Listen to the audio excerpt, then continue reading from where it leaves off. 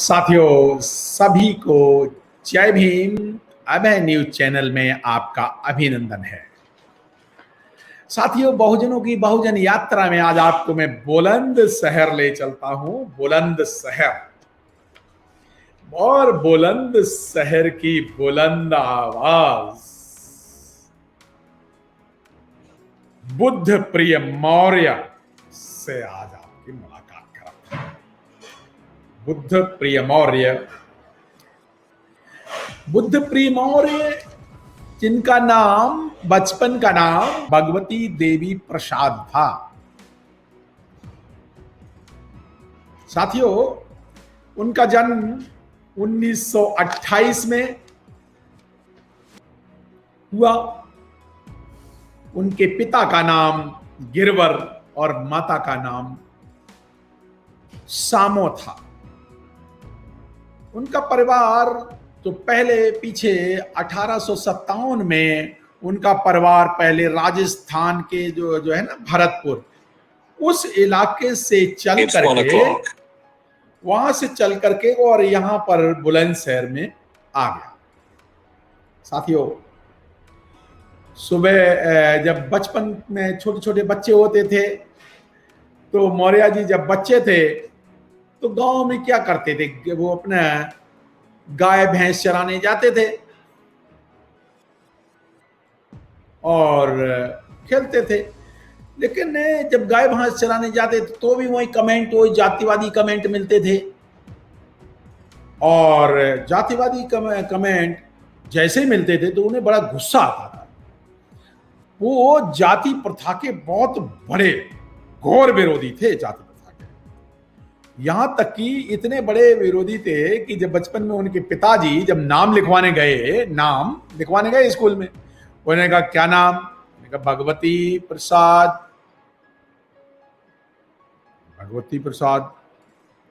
अच्छा, तो भगवती देवी प्रसाद, कोई बात नहीं। जात क्या है? कौन जात? चमार। इस बात पे वो गुस्सा हो गए, इसमें स्कूल में क्यों लिख रहे हो मेरी जात चमार? बड़ा उन्होंने विरोध किया। पंडितों ने नाप लिया। अच्छा, ये तो बच्चा बहुत ज्यादा ये प्रतिभावान बच्चा है। ब्राह्मण लोग जो शिक्षक बड़ी पिटाई करते थे, बहुत पिटाई करते थे। एक ब्राह्मण शिक्षक ज्यादा अक्सर पीटता था उनको, बार बार पीटता था और ये विरोध करते थे। दलित बच्चों को जब पढ़े याद नहीं होते थे, बहुजन बच्चों को, तो वो क्या करता था कि वह शिक्षक क्या करता था, टीचर सवर्ण जाति के बच्चों से तमाचा मरवाता था। चल पीटो इसको। और सवर्ण जाति के बच्चों से शूद्र जाति के बच्चों को पिटवाता था। अरे भी याद नहीं आता, ठीक है, लेकिन ये क्या कि आप सवर्ण बच्चों, अरे खुद पीटता नहीं, वो सवर्ण बच्चों से पिटवाता। ये ब्राह्मणवाद, इस बात को लेके मौर्य साहब तो लड़ जाते थे, विरोध करते थे। तो उस चक्कर में और पिटाई होती थी स्कूल में। और इतना भेदभाव का इतना आलम स्कूल में कि दलित समाज के बच्चे खुद से पानी नहीं पी सकते। मौर्य ने इसका विरोध किया। भगवती प्रसाद, उस समय के भगवती देवी प्रसाद ने विरोध किया। और जब विरोध किया तो फिर तो जानते हो, फिर पिटाई हुई। बार बार की पिटाई से तंग आकर उन्होंने स्कूल छोड़ दिया। दूसरे मुस्लिम मदरसे में फिर उन्होंने एडमिशन लिया। वहां तब उनका ये उस समय बचपन में ब्राह्मणवाद, जातिवाद के अत्याचारों से पीछा तर छूटा। मदरसे से फिर उन्होंने पढ़ाई की, तब उन्हें वहां पे भेदभाव से मुक्ति मिली। इस तरह से बीपी मौर्य जी की पढ़ाई होने लगी। साथियों, मौर्य साहब, बीपी मौर्य जी उस जमाने में काफी ज्यादा अपने एरिया के सबसे ज्यादा पढ़े लिखे लोगों में थे। उन्होंने LLB, LLM किया और उनकी आवाज बड़ी जबरदस्त, उनकी आवाज बड़े तेज तर्रार नेता, आम जनता के बीच बहुत जबरदस्त आवाज थी उनकी। साथियों, एक बार की बात है कि खैर तहसील में वहां जब उस समय 1941 में गांधी, नेहरू, मौलाना आजाद, सुभाष चंद्र बोस वगैरह जब आए तो उसमें भारत छोड़ो आंदोलन की तैयारी चल रही थी, तो उस सिलसिले में आए खैर में। तो ये लोग, ये मौर्य जी भी गए भाषण सुनने, और भाषण सुनते वक्त उन लोगों ने कहा भाई ये चंदा चंदा जुटाओ, अंग्रेजी की जो गुलामी से हमें छुटकारा दिलवाएंगे, और आज़ादी के बाद सबको जमीन दिलवाने की बात की उस समय के कांग्रेसियों ने। लेकिन उस समय मौर्य चंदा साहब तो जुटा नहीं सकते थे, क्योंकि मौर्य साहब के परिवार में बड़ी घोर गरीबी थी, उनके पिताजी भी बेरोजगार थे, उनकी माँ भी मजदूरी करने जाया करती थी।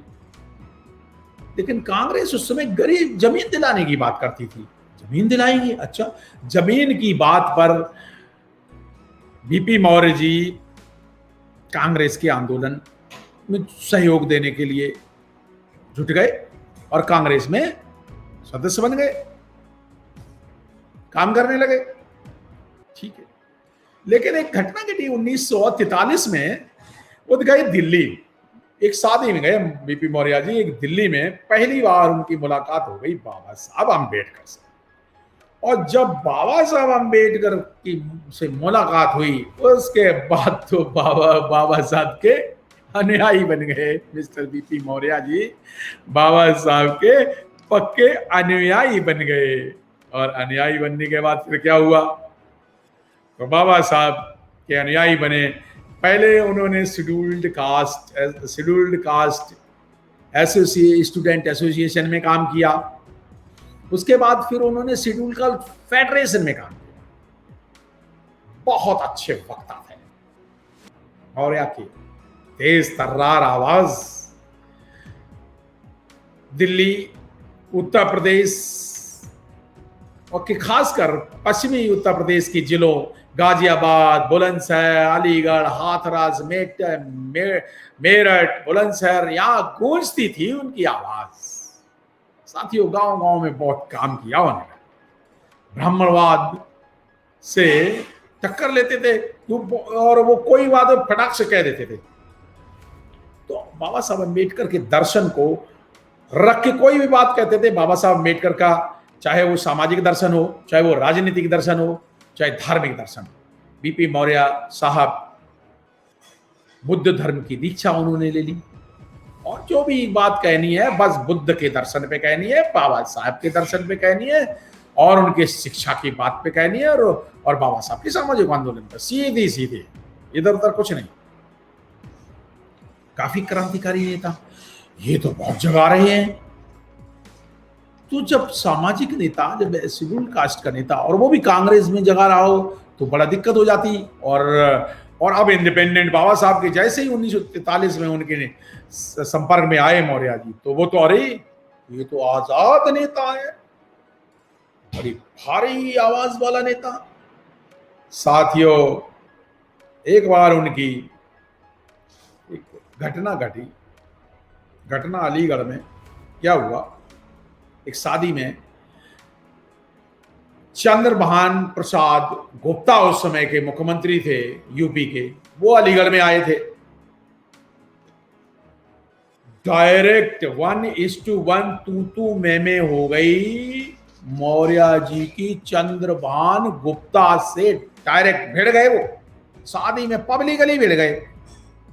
और उस घटना का परिणाम क्या हुआ, उन्होंने वहीं पे जब ज्यादा बेइज्जती हुई, मारपीट वहीं पे पिटवा दी। मुख्यमंत्री के जो लोग थे तो पीटो इसको, पीटा सबके सामने, मुख्यमंत्री ने कर दिया अपमानित।